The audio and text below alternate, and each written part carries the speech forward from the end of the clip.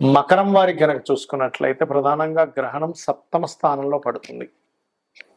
మరి ఈ యొక్క గ్రహణం 12వ తేదీ 11 గంటల 15 నిమిషాలకి రాత్రిపూట సమయం ప్రారంభమై 4:25 తెల్లవారు వరకు ఉంటుంది. ఈ సూర్యగ్రహణం యొక్క ప్రభావం సప్తమంలో పడుతుంది. మీకు ఎటువంటి ఫలితాలు రానున్నాయి, ఏ దేవతారాధన చేసుకోవాలనేటువంటి అంశాలు చెప్తుంది నేనైనప్పటికీ చెప్పిస్తుంది సాక్షాత్ లలితా అమ్మవారిగా భావిస్తూ ఆ లలితాంబిక అమ్మవారి యొక్క అనుగ్రహం మీకు పరిపూర్ణంగా కలగాలని మనస్ఫూర్తి కోరుకుంటూ, ఈ సూర్యగ్రహణం ఎప్పుడైతే సప్తమ స్థానంలో పడుతుందో వివాహము, జీవిత భాగస్వామి, సామాజిక మాధ్యమాల్లో మీరు మాట్లాడేటువంటి విషయాల్లోని, బిజినెస్ పార్ట్నర్స్ విషయంలోని కొన్ని ఇబ్బందులు ఎదురవుతాయి.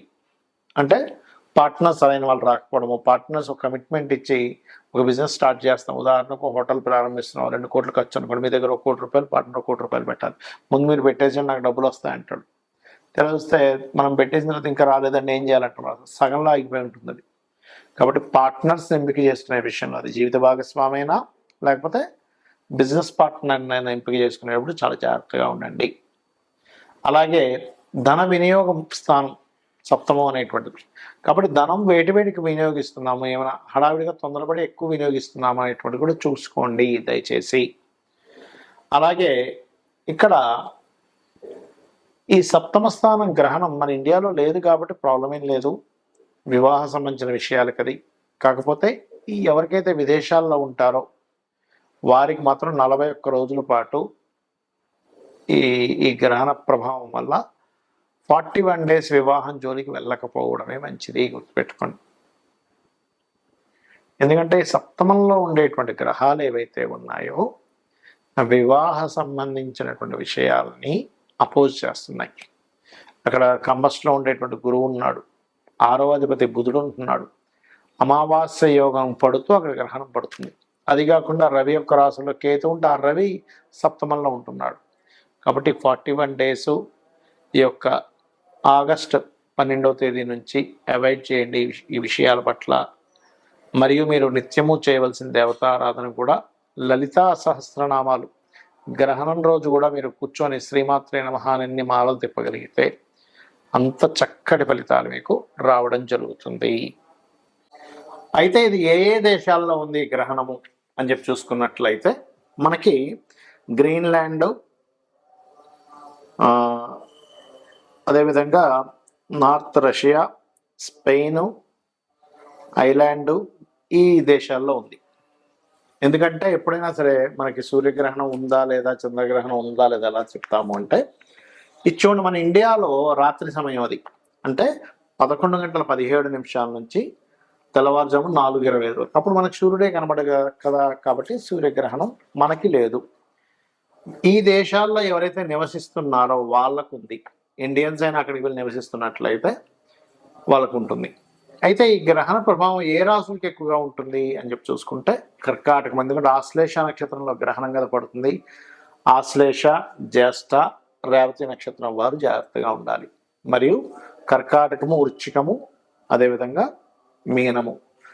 కర్కాటకానికి ముందు వెనక రాశులు అంటే మిథునము, సింహరాశి వారు కూడా కించిత్ జాగ్రత్త వహించాలి, గుర్తుపెట్టుకోండి. అయితే కొన్నిసార్లు గ్రహణ ప్రభావం కొన్ని రాసుల వారికి మంచి కూడా చేస్తుంది. ఎంతసేపు గ్రహణం అని బ్యాడ్ అనుకోకండి. అసలు గ్రహణము అంటే భయపెట్టేదో కాదు, గుర్తుపెట్టుకోండి. గ్రహణం అంటే ఒక యోగము. ఆత్మకారకుడు, మనస్కారకుడు, కాల మోక్షానికి కారకుడు రాహుకేతువులు, దాని యొక్క ఇది ఒకే దీంట్లోకి రావడం జరుగుతూ ఉంటుంది. దాని నార్త్ అండ్ సౌత్ సంబంధించినటువంటి అక్షాంశ రేఖాంశాలు అంటూ ఉంటారు, నోట్స్ అంటూ ఉంటారు, సౌత్ నోడ్, నార్త్ నోడ్ అంటూ ఉంటారు గ్రహణాన్ని, అంటే ఛాయాగ్రహాలు. అలా వచ్చినప్పుడు మనం చేసే మంత్రం ఏదైతే ఉంటుందో అది మనం నిత్యము చేసే రోజు కంటే కూడా ఆ రోజు 1000 రెట్ల ఫలితం ఎక్కువగా ఉంటుంది. అంటే మీరు ఒక్కసారి నమశివాయ అనే మంత్రం అన్నారనుకోండి, 1000 రెట్ల ఫలితం ఉంటుంది. అయితే ఇక్కడ మీరు లలితా సహస్రనామాల్లో ఏ నామాన్ని కనుక మీరు ఉచ్చరించినట్లయితే ఎటువంటి సమస్యలు తగ్గుతాయి ఆ సమయంలో ఒకవేళ మీరు చేయాలనుకుంటే. ఎందుకంటే ఇక్కడ గ్రహణం లేకపోయినా మంత్రజపం చేసుకోవచ్చు, తప్పేం కాదు. ఆ సమయంలో కూర్చొని సరిగ్గా 11 గంటల 15 నిమిషాలకి పట్టు స్నానం చేసి కూర్చొని 4:25 వరకు ఎవరైనా సరే, ఎందుకంటే ఆకాశంలో జరుగుతుందిగా. ఇప్పుడు మనిషి జన్మించినప్పుడు కూడా గ్రహము అటువైపు ఉంది అనుకోండి, భూమికి ఇటువైపు ఉన్నవాడికి ఆ గ్రహ ప్రభావం ఉంటుంది కదా. కాబట్టి ఇక్కడ ఈ స్త్రీలు గర్భవతులు ఏమి పాటించాల్సిన అవసరం లేదు, ఆహార వ్యవహారాల విషయాల్లో ఏం పాటించాల్సిన అవసరం లేదు ఇండియాలో ఉండేటువంటి వారికి. కాకపోతే జపం చేసుకోవచ్చు, దానివల్ల బోల్డంత బలం ఉంటుంది. ఇప్పుడు వివాహం అవ్వట్లేదు అనుకుంటున్నారు అనుకోండి, అప్పుడు ఓం కామేశబద్ధ మాంగళ్య సూత్ర శోభిత కందరాయ నమః నమ్మకంగా చేయండి, ఖచ్చితంగా పనిచేస్తుంది. లేదంటే వివాహం అయింది, వివాహ జీవితం బాలేదు, ఓం శివకామేశ్వరాంకస్తా శివా స్వాధీన వల్లభాయ నమః. అంటే ధనానికి లోటు ఉంది, ధనం రావట్లేదు అనుకునేటువంటి వారు ఓం సంపత్కరీ సమారూఢ సింధుర వ్రజ సేవితాయ నమః, ఓం ధర్మాధ్యక్ష ధనాధ్యక్ష ధనధాన్య వివర్ధనే నమః కూడా చేసుకోవచ్చు. అలా కాదు, అప్పులు ఉన్నాయి, ఇవాళ రేపు మనం చూసుకుంటే అప్పులు ఎక్కువగా ఉంటున్నాయి జనాలకి, అలాంటప్పుడు ఓం అపర్ణాయ నమః అనే మంత్రం చేసుకోవచ్చు. అలా కాదండి, మాకు వ్యాపార సంబంధించినటువంటి అంశాల్లో ఇబ్బంది వస్తుంది, వ్యాపారం పరంగా మేము చాలా ఇబ్బంది పడుతున్నాము అని అనుకునేటువంటి వారు ప్రధానంగా మీరు చేయవలసింది ఓం ఇంద్రగోప పరిక్షిప్త స్మరతూనా భజంగికాయై నమః అనే మంత్రం చేసుకోండి. ఇలా మీరు కనుక చేసుకున్నట్లయితే ఖచ్చితంగా మీకు బాగుంటుంది, అందులో ఎటువంటి సందేహం లేదు. అయితే ఎప్పుడు కూడా గ్రహణాన్ని అమ్మో గ్రహణం వస్తుంది అని భయపడ్డం కాదు, అదొక యోగంగా చెప్పారు మనకు శాస్త్రాల్లో. కాబట్టి ఆ అద్భుతమైన యోగం, ఎందుకంటే ఒక మంత్ర జపం ఏదైతే ఉంటుందో ఆ మంత్ర జపము చేయడం ద్వారా మన పూర్వజన్మ కర్మ తగ్గుతుంది. ఎప్పుడైతే పూర్వజన్మ కర్మ తగ్గుతుందో మీకు ఆటోమేటిక్గా అన్నీ బాగుంటూ ఉంటాయి. కొంతమంది హెల్త్ ఇష్యూస్ ఉంటాయి చూడండి, అలాంటప్పుడు హెల్త్ ఇష్యూస్ ఉన్నప్పుడు ఏంటంటే ప్రధానంగా ఓం సర్వవ్యాధి ప్రశమని సర్వమృత్యు నివారణి అగ్రగణ్య చింత్య రూప కలికర్మశనాశిని. ఇప్పుడు నేను ఒక్కొక్క రాశికి ఒకటి చెప్పుకుంటూ వచ్చాను. ఆ రాశి వారు ముఖ్యంగా గ్రహణం రోజు నుంచి 41 రోజులు ఆ యొక్క విషయాల్లో జాగ్రత్తగా ఉండాలి. 41 రోజులు, లేదా ఒక్కరోజు కాదు. అదేవిధంగా దానాలు ఏమి ఇవ్వాలో చెప్పాను నేను మీకు.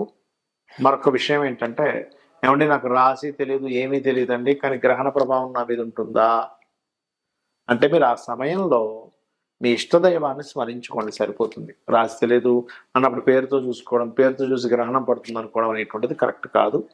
మీ జన్మ వివరాలు సరిగ్గా ఉంటే అప్పుడు మాత్రమే మీ గ్రహణం లగ్నం నుంచి కానీ రాశి నుంచి కానీ ఎక్కడ పడుతుంది, దానివల్ల కలిగే ఫలితాలు ఏమిటనేటువంటిది చూసుకోవాలి, గుర్తుపెట్టుకోండి. అలాగే ఇంకొక విషయం ఏంటంటే, గ్రహణ సమయంలో ఎవరికైనా కానీ సన్ కనుక వీక్గా ఉన్నాడు అంటే ఆత్మకారకుడు వీక్గా ఉండి వాళ్ళకి కొన్నిసార్లు పిశాచ యోగాలు అంటారు. అంటే చూడండి, కొన్నిసార్లు నిర్మానుషమైన ప్రదేశాలు వెళ్ళినప్పుడు వాళ్ళు భయపడతారు, లేకపోతే ఏదైనా రోడ్డు మీద వేసినటువంటి నిమ్మకాయలు పసుపు కుంకుమ లాంటివి తొక్కడం జరుగుతుంది, లేకపోతే మిట్ట మధ్యాహ్నం కూడా వెళ్ళకూడదని చెప్తూ ఉంటారు మన శాస్త్రంలో. అంటే సరిగ్గా 12 గంటలు బయలుదేరకరా బయటికి వెళ్ళకరా అంటూ ఉంటారు. లేదా సరిగ్గా అర్ధరాత్రిప్పుడు చీకటిగా ఉన్నప్పుడు అమావాస్య సమయాల్లో, ఎందుకంటే ఇది అమావాస్య.